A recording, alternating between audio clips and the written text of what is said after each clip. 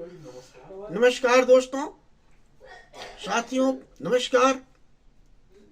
मैं इंजीनियर कौशल किशोर सिंह आप लोगों के अपने चैनल सनातन सभ्यता से उमा महेश्वर वास्तु केंद्र तक के तरफ से मैं आज आप लोगों के सामने उपस्थित हुआ हूं अपने वीडियो की अगली कड़ी को लेकर। जैसा कि मैंने आप लोगों को बताया था कि मैं दुर्गा सप्तशती के हर पेज का, हर अध्याय का, हर चरित्र का वर्णन कर, पढ़कर, पाठ कर, वर्णन कर आप लोगों के सामने प्रस्तुत करूंगा। तो अभी तक जो मैंने किया है वो दुर्गा सप्तश्लोकी का पाठ आप लोगों के सामने सबमिट कर प्रस्तुत कर दिया हूं। दुर्गा अष्टोत्तर शतनाम का पाठ आप लोगों को सामने में प्रस्तुत कर दिया हूं। कवच का पाठ आप लोगों के सामने प्रस्तुत किया हूं। अर्गला का पाठ भी आप लोगों के सामने सबमिट कर दिया हूं और किलक का भी पाठ करके हिंदी और संस्कृत में आप सब लोगों के सामने में प्रस्तुत किया हूं। और मुझे खुशी है कि हमारे दोस्त बड़े ही उत्सुकता से इसको देख रहे हैं, मगर अपना कोई कमेंट नहीं दे रहे हैं। कमेंट भी देना चाहिए कि आप समझ रहे हैं, क्या नहीं समझ रहे हैं। तो दोस्तों, इस बारे में मैं बताऊं कि दुर्गा सप्तशती के पाठ करने का जो विधान है उसमें सबसे पहले आचमन कर अपने आप को शुद्धि करते हैं। जो मंत्र है ओम आत्म तत्वम शोधयामी नमः स्वाहा, ओम ह्रीं विद्या तत्वम शोधयामी नमः स्वाहा, ओम क्लीन शिव तत्वम शोधयामी नमः स्वाहा। ये सब मंत्र बोलकर अपने आप पर, अपने ऊपर पानी जल का छींटे देना है। इसके बाद जो है संकल्प लेते हैं। संकल्प में हमें क्या क्या करना है, किसका पाठ करना है, उसका करते हैं। हमारी मनोभिलाषा क्या है, माता से हम क्या मांगना चाहते हैं, उसको उसमें वर्णित करना है। और उसके बाद सबसे पहले शापोद्वार करना है। शापोद्वार करने का मतलब यह है कि दुर्गा सप्तशती के मंत्रों को, जो कि शापित मंत्र है, भगवान विष्णु, भगवान शिव, भगवान विष्णु और ब्रह्मा द्वारा ये मंत्र शापित हो गए हैं। क्योंकि उन लोगों ने शापित इसलिए किया कि इस मंत्र का दुरुपयोग कर मनुष्य समाज में एक दूसरे को परेशान करेगा, उसका हानि पहुंचाएगा। तो शापित मंत्रों को पाठ करने से कोई लाभ नहीं होता है, कोई फल नहीं मिलता, इसलिए इससे शाप से विमुक्त करना अति आवश्यक है। तो शाप से विमुक्त करने के लिए भी मंत्र मैं आप लोगों के सामने पढ़कर प्रस्तुत कर दिया हूं। और ये शाप विमुक्त करने के बाद सबसे पहले अर्गला कवच का पाठ करते हैं, उसके बाद अर्गला का पाठ करते हैं, उसके बाद किलक का पाठ करते हैं। अब किलक के पाठ करने के बाद दुर्गा सप्तशती में जो वर्णित है उसके साथ में रात्रि सूक्त का पाठ किया जाता है। रात्रि सूक्त दो तरह का है, एक वेदंतोक्त रात्रि सूक्त और एक है तंत्रोक्त रात्रि सूक्त। वेदंतोक्त रात्रि सूक्त ऋग्वेद की 8 ऋचाएं हैं और तंत्रोक्त रात्रि सूक्त जो कि दुर्गा सप्तशती के पहले अध्याय में ब्रह्मा जी द्वारा वर्णित किया गया है। उसी तंत्रोक्त रात्रि सूक्त से ब्रह्मा जी ने माता शक्ति की प्रार्थना किए थे अपने मधु कैटभ से अपने आप को बचाने के लिए। तो हम अभी आप लोगों के सामने देवी तंत्रोक्त वेदंतोक्त रात्रि सूक्त का पाठ कर रहा हूं। दोस्तों, इस बारे में मैं बता दूं कि इसका सबसे पहले विनियोग करते हैं। विनियोग का जो मंत्र है वो है ओम रात्रित्याद्य सुक्तस्य कौशिकः सौभर्वो रात्रिर्वा भारद्वाजो ऋषि रात्रिदेवता गायत्री छंदः देवी महामात्र पाठे विनियोगः। ये मंत्र बोलकर पानी छोड़ देते हैं जमीन पर।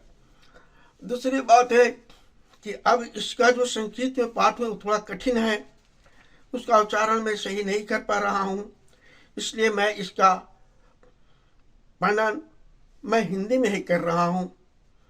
कोई बात नहीं माँ, हम हिंदी में बोलें या संस्कृत में बोलें, वो माँ है। माँ अपने बच्चों की हर भाषा को समझ जाती है। जिस प्रकार जब छोटा बच्चा जब माँ के सामने रोता है तो माँ समझ जाती है कि बच्चा हमसे क्या मांग रहा है, खाने के लिए दूध मांग रहा है या गोद में खेलना चाहता है। उसी तरह से ये हमारी माँ है। हम लोगों की हर भाषा को वो समझती है, चाहे हम किसी में बोले। संस्कृत हमारी वैदिक भाषा है तो हिंदी हमारी मातृभाषा है, इसलिए दोनों की ही समानता है, दोनों की ही प्रधानता है। इसलिए मैं इसको हिंदी में ही बोल रहा हूँ, क्योंकि संस्कृत में इसका उच्चारण हम ठीक नहीं कर पा रहे हैं। तो आइए हम शुरू करते हैं। महत् तत्वादिक रूप व्यापक इंद्रियों से सब देशों में समस्त वस्तुओं को प्रकाशित करने वाली ये रात्रि देवी अपने उत्पन्न किए हुए जगत के जीवों के शुभाशुभ कर्मों को विशेष रूप से देखती है और उनके अनुरूप फल की व्यवस्था करने के लिए समस्त विभूतियों को धारण करती है। ये देवी अमर है और संपूर्ण विश्व को, नीचे फैलने वाली लता आदि को तथा ऊपर चढ़ने वाले वृक्षों को भी व्याप्त करके स्थित है।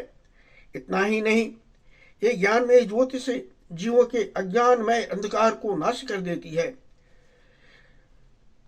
हे परा शक्ति रूपा रात्रि देवी, आप आकर अपनी बहन ब्रह्म विद्यामयी उषा देवी को प्रकट करती है, जिससे अविद्या में अंधकार स्वतः नष्ट हो जाता है।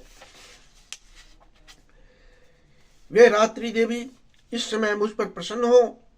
उनके आने पर हम लोग अपने घरों में सुख से सोते हैं। ठीक वैसे ही जैसे रात्रि के समय पक्षी वृक्षों पर बनाए हुए अपने घोंसलों में सुखपूर्वक शयन करते हैं, उस कल्याण में रात्रि देवी के अंक में संपूर्ण ग्रामवासी मनुष्य, पैरों से चलने वाले गाय घोड़े आदि पशु, पंखों से उड़ने वाले पक्षी एवं पतंग आदि, किसी प्रयोजन से यात्रा करने वाले पथिक और बाज आदि भी सुखपूर्वक सोते हैं। ये रात्रिमय शक्ति रूपा हे माता, तुम कृपा करके वासना में वृक्ष को तथा पाप में वृक्ष को हमसे अलग करो। काम आदि तस्कर समुदायों को भी दूर हटाओ, तदंतर हमारे लिए सुख प्रभात करने योग्य हो जाओ। हे मोक्षदायिनी एवं कल्याणकारिणी बन जाओ माता। हे उषा, हे रात्रि की अधिष्ठात्री देवी, सब और फैला हुआ यह अज्ञान में अंधकार मेरे निकट आ पहुंचा है, तुम इसे ऋण के भांति दूर करो। ठीक वैसे ही जैसे धन देकर अपने भक्तों के ऋण को दूर करती हो, उसी प्रकार ज्ञान देकर इस अज्ञान में अंधकार को भी हमसे दूर कर दो, हटा दो। हे रात्रि देवी, तुम दूध देने वाली गौ के समान हो।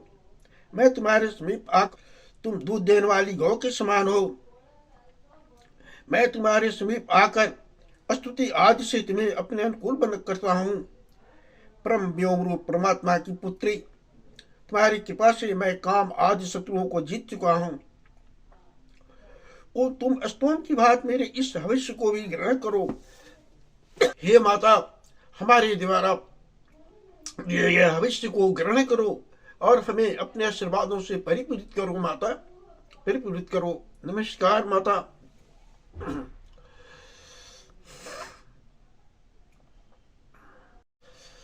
दोस्तों,